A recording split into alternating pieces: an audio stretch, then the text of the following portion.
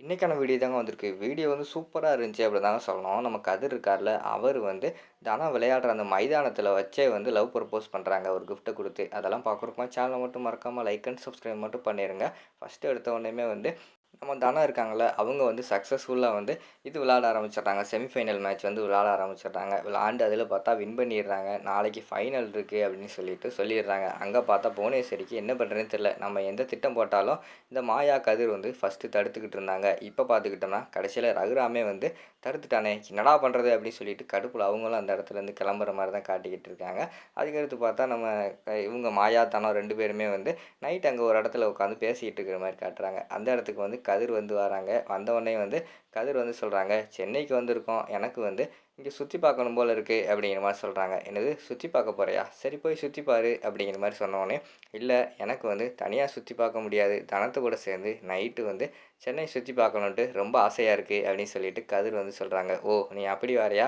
உன் பொண்டாட்டி தானே! நீயே அவட்ட பேசி கூப்பிட்டுட்டு போ." அப்படிங்கிற மாரி சொன்னோனயும், "தனம் வாரியா? நம்ம அப்படியே சென்னை ஒரு டைம் சுத்தி பார்த்துட்டு வந்துடலாம் அந்த நைட்டு." அப்படிங்கிற மாரி சொல்றாங்க. "ஏய்! அப்பாவுக்கு தெரிஞ்சா திட்டுவாரு. காலையில வேற மேட்ச் இருக்கு." அப்படிங்கிற மாரி சொல்றாங்க.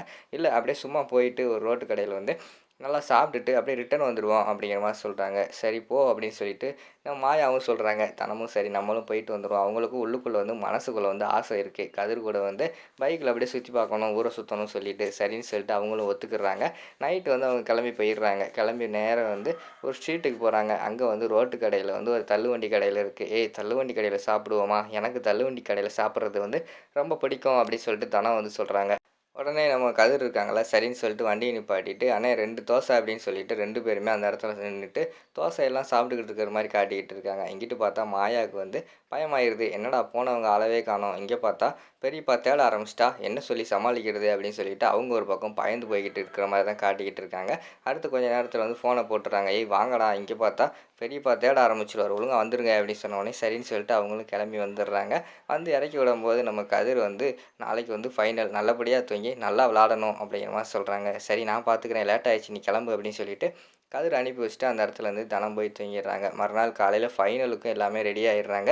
அங்க மைதானத்துக்கும் வந்துடுறாங்க. வந்தவொடனேயும் பார்த்துக்கிட்டோம்னா, வெளியிலேயே வந்து காலையிலேயே நம்ம இவங்க இருக்காங்கல்ல, கதிர் வந்து கோயிலுக்கு போயிட்டாரு. கோயில்ல போய் சாமி கும்பிடுறாங்க. அங்க பார்த்தா சொல்றாங்க, இந்த கயிற வந்து விளையாடுறவங்களோ, யாருனாலும் சரி, யார் கையில கட்டினாலும் அவங்க நினைச்சத கண்டிப்பா சாதிப்பாங்க அப்படின்னு சொல்லிட்டு, அந்த கோயிலுக்கு பேசுறத கேட்டவுடனே டக்குனு அங்கனக்குள்ள இருந்து ஒரு கயிறு வாங்கிட்டு வந்துடுறாரு.